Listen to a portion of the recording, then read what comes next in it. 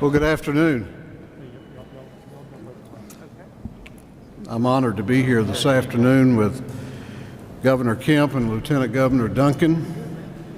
I want to recognize our Speaker Pro Tem of the House, Jan Jones, and our Majority Leader, John Burns. And I'm also proud to have my dear friend, Chairman Terry England, the Chair of the House Appropriations Committee here, as well as Chairman Blake Tillery from the Senate side.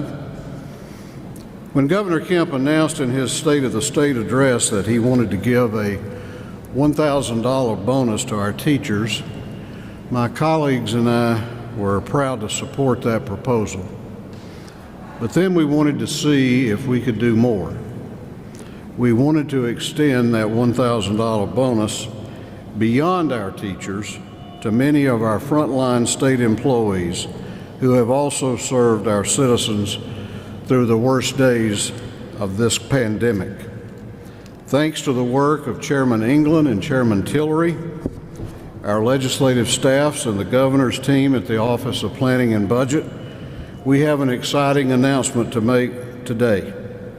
In our amended FY 2021 budget conference committee report, you'll see an additional $59.6 million appropriated to give a one-time $1,000 bonus to state employees who make less than $80,000 a year.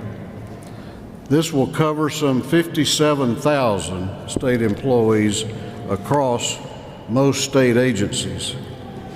We're talking about frontline employees at the Georgia Department of Public Health who have fought COVID-19 day after day, working to get Georgians tested and vaccines distributed. We're talking about our Georgia State Patrol and other state law enforcement who have tried to keep the peace in the tough days that we've seen over the last year. We're talking about Agriculture Commissioner Gary Black's food inspectors who stayed on the job and kept our food supply safe. And we're talking about DFACS caseworkers who have continued serving and protecting children who are victims of abuse or neglect.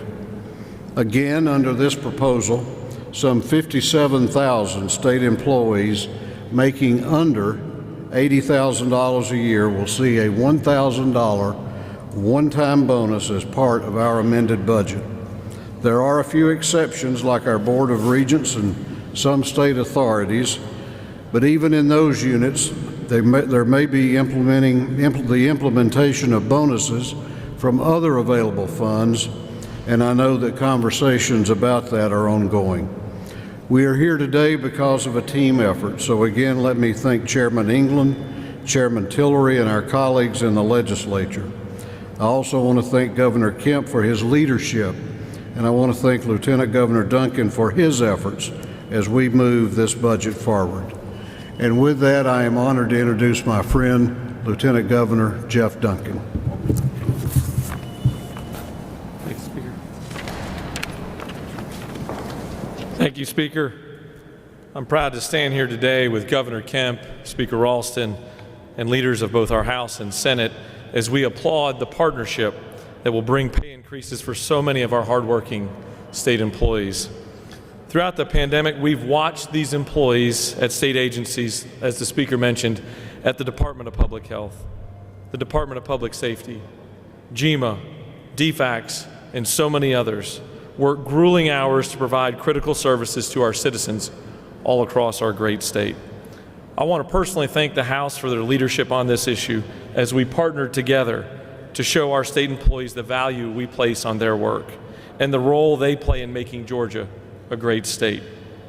I want to take a moment to commend Governor Kemp for his leadership, which has allowed us to weather these financial storms and financial challenges brought on by the pandemic.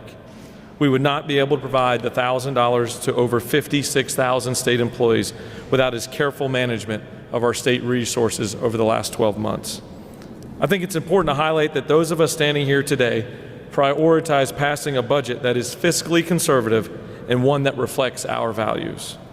It's a testament to the promises we've made all Georgians But we aren't here today to just let state employees in every corner see us at just this moment in time. We are committed to them long term, and we appreciate you.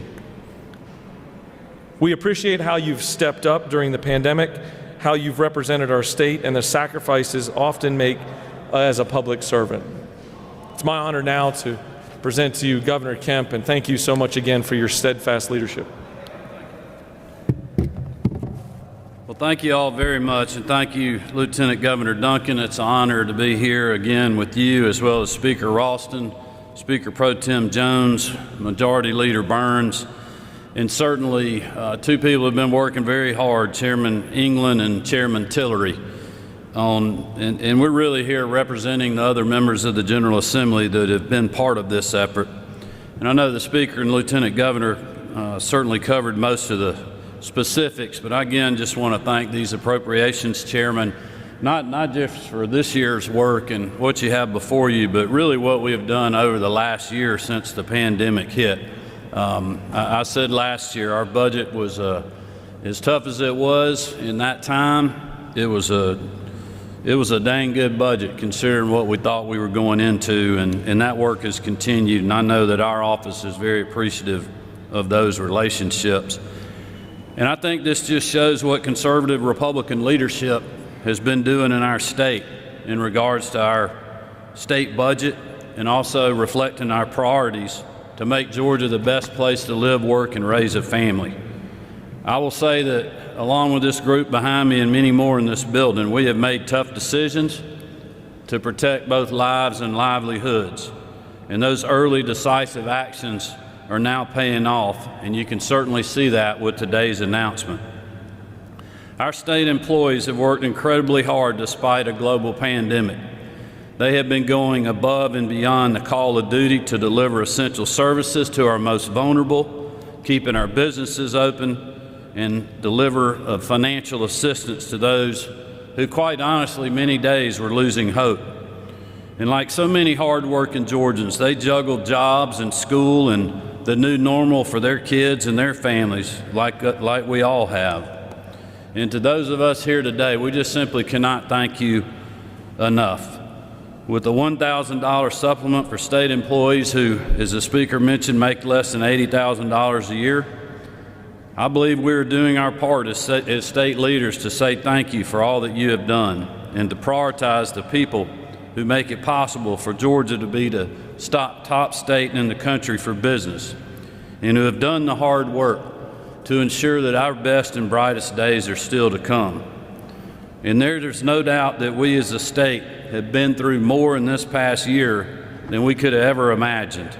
But I believe together we have all risen to that challenge, and I'm thankful for those individuals that are a part of this great team. And we have worked alongside one another to weather this storm, and we will continue to do that. And as I mentioned in the State of the State, Georgia is rich with good soil, but we have to keep planting, and that is what we are doing here today. This is an important step, but we have to continue to work to invest in our future and securing the promise for Georgians of future generations. Thank you all for being here, and God bless you.